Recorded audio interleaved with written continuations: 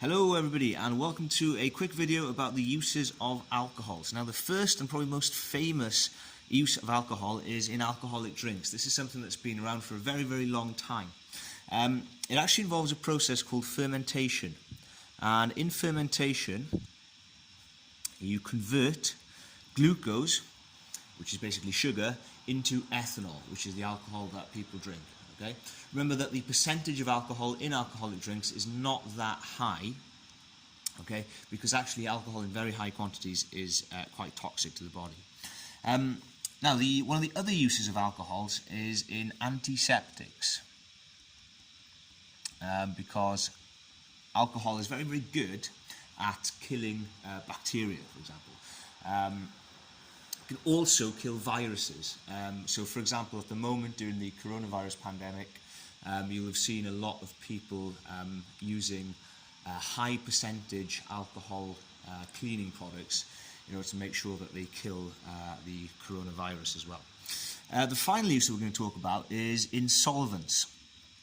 So, a solvent is something that is used to dissolve other substances. So actually solvents are used a vast amount in cleaning and in industries, I guess, okay?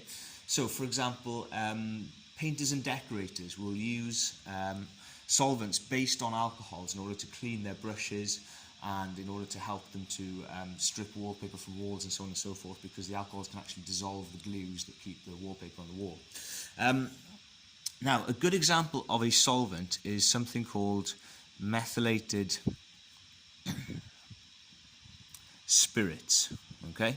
Now, methylated spirits are a mixture of ethanol and a slightly more poisonous alcohol called methanol.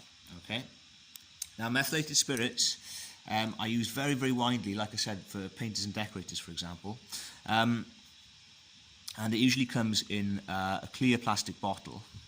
But in order to prevent people from consuming methylated spirits, they usually add some things to it. So they add a substance called pyridine to give methylated spirits a very bad smell, to discourage people from drinking it.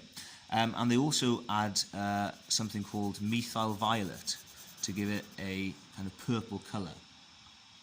And what that means is that when somebody sees a bottle of methylated spirits, they don't, for example, confuse it with water and accidentally drink it. Okay?